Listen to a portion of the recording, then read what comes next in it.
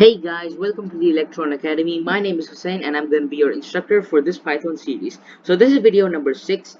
We don't have any keywords for this video specifically because everything is related to video number 4 that we did on math expressions. So if you haven't watched that one, then I recommend you watch that first before watching this one.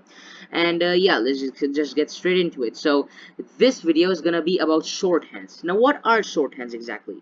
Now let's say I want to create a mathematical operation. So let's say I have a variable, okay, num1 equals, and let's say I give it the value of 5. All right, now let's say I created another variable num2 which equals 10, for example. And then what I'm gonna do is I'm gonna create a third variable called result, which is gonna have the value of num1 plus num2, right?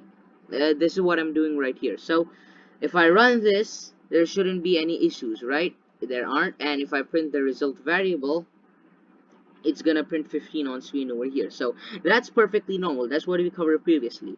But this thing over here, it's kind of tedious, isn't it? Result equals num1 plus num2. If you have longer variable names, then this is gonna be pretty annoying. Is there a way to shorten it, do you think? Well, there's one thing that you can do if you want to shorten this over here.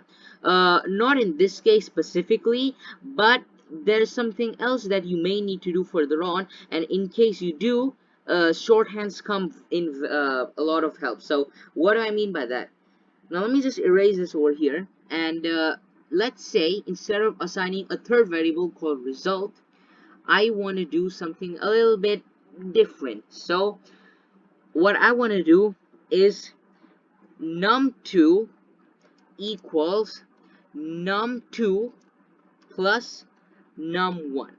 Okay, now what I'm basically doing over here is that I defined num1. The variable num1 has the value of 5, right? The variable num2 has the value of 10, right?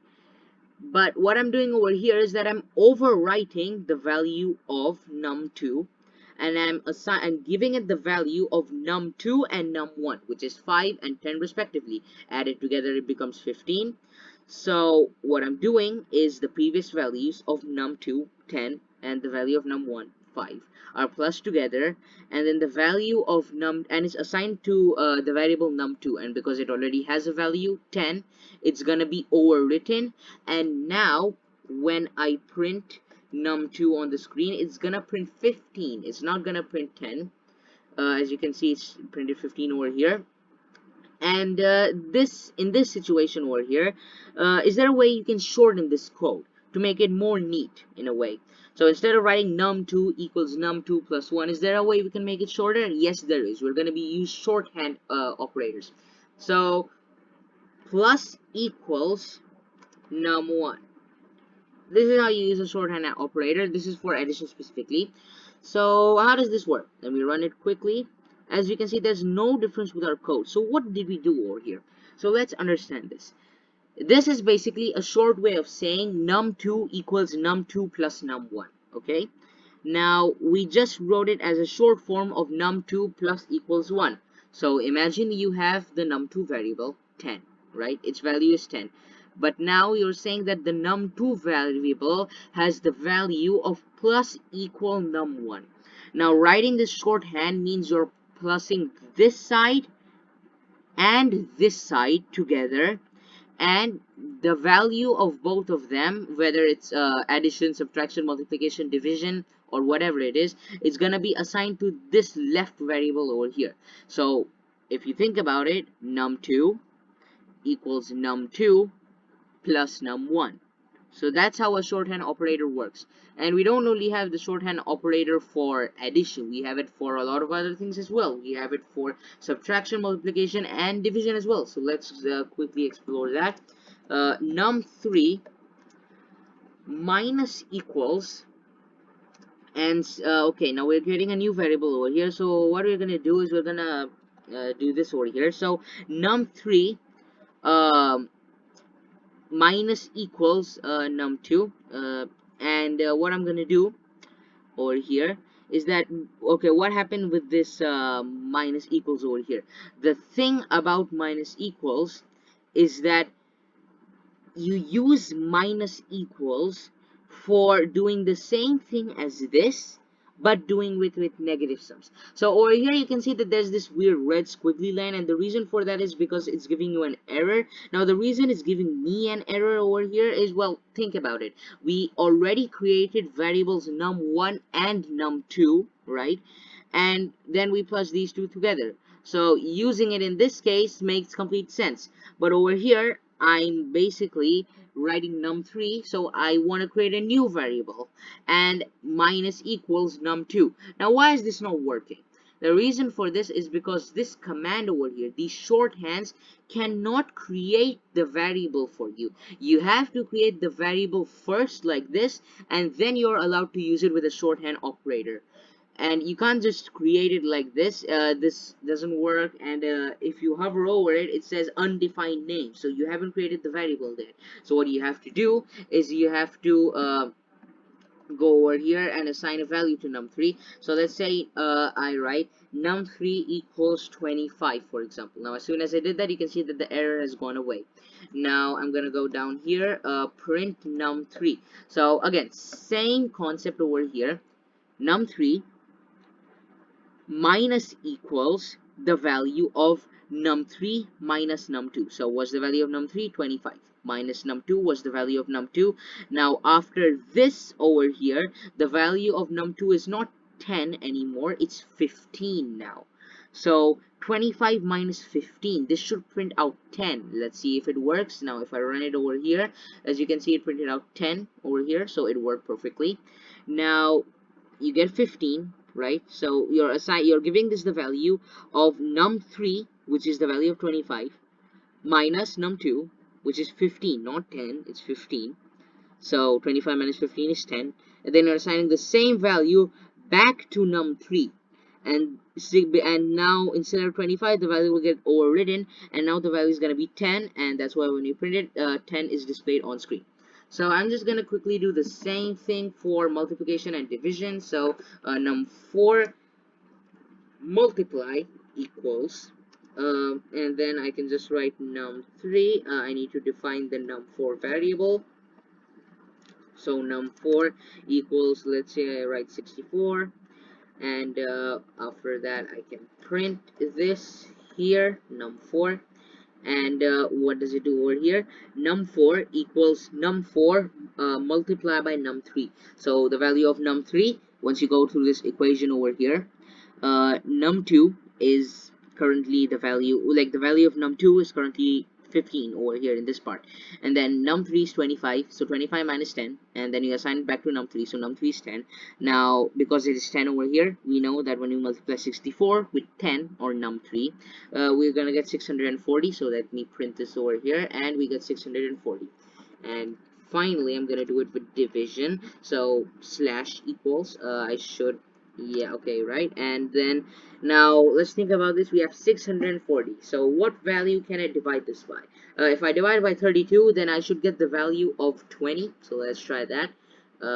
Also, I'm gonna, my mistake here, I'm gonna do this, and then I'm gonna give num5 the value of 32. All right, and then I'm gonna print num5 here, and let me run the command, and as you can see, it prints 0.05. so I did I reversed the operation. I didn't do num4 divide by num5, otherwise that would be the answer here. But what I did was num5 we have as 32, num4, if you remember, is 640 over here. So 640 divided by 32, we didn't do that, we did it opposite. So 32 divided by 640. And if any of you have done long division before, this is what happens when you have a shorter number on that end and a longer number on the other. So you get it in decimal points.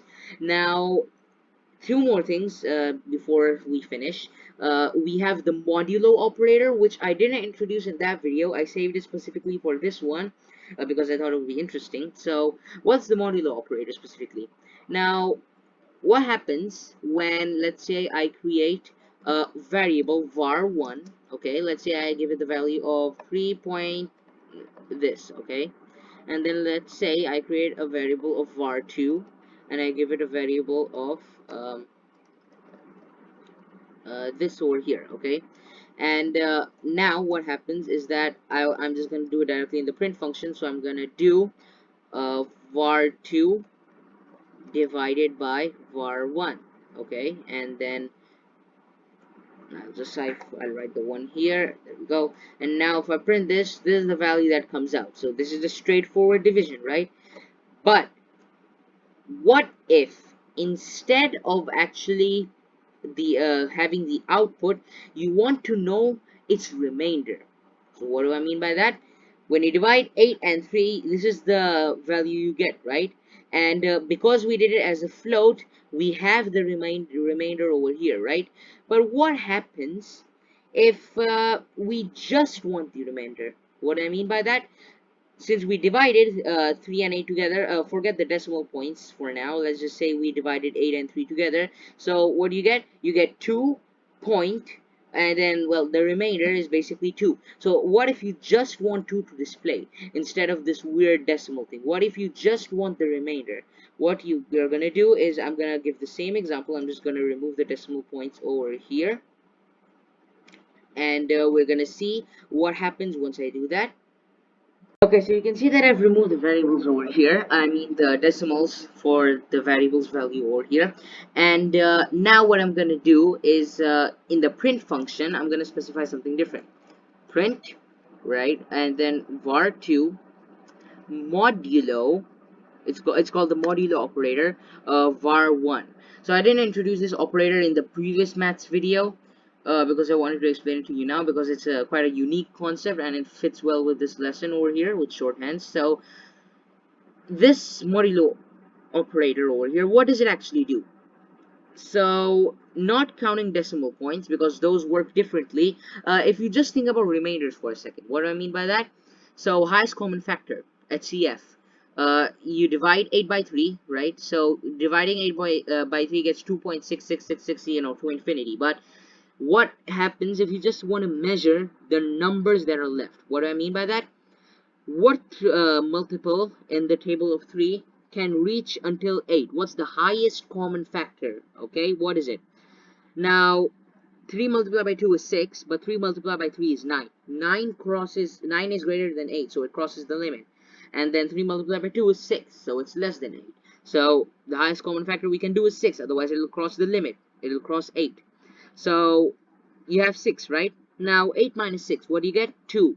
So that's technically your remainder in this scenario, and you can display that remainder using the modulo operator. So you can do this for any number. If you do something like this, so 12 divided by 4, it'll give you a modulo of 0, because you don't have any remainders left. This is a perfect division. You don't have any remainders left. But if you write something like the example I gave, so you write 8 and 3 over here, you get 2 left. Forgetting the decimal method, you have 2 left, right? So that's what's going to display over here. It displays 2. Now you can also use shorthands with this. So if I write, for example, var 2 equals var 2 modulo var 1, okay? Uh, and this I can do it in short form, but I'm doing it in a bigger form right now. So you can see that it prints 0.05. Now that makes sense, because var2, the value of var2 is 8, the value of var1 over here is also 3. So when you do that, technically you get 2, but then if you do the modulo again with var2, it's kind of complicated for the modulo variable, but as you go through you'll understand it. So when you do the modulo again, you get 0.05. So that's how this modulo operator works in Python specifically. And now what I'm going to do is I'm going to make this into a short form. So percentage var1, okay, percentage equals var1. So percentage is the sign of the modulo, and now if you run this, we're gonna get the same output, 0.05. That's the output we get over here, because that's just how the modulo operator works. It does the same thing, and you can also do it in a short form way. So that's the final thing I wanted to show you about this video. I just wanted to introduce the modulo operator real quick and how it can be useful. Now you may think that the modulo operator may not be used very much. I mean, what use can this remainder be for? What can you use it for? Well, trust me, there are a lot of uses for it in the real field, so it's pretty handy to have this operator up your sleeve. So anyways, that's gonna do it for this video. I hope you enjoyed. Be sure to leave a like, subscribe, and leave a comment down below, and I'll see you in the next video. Goodbye.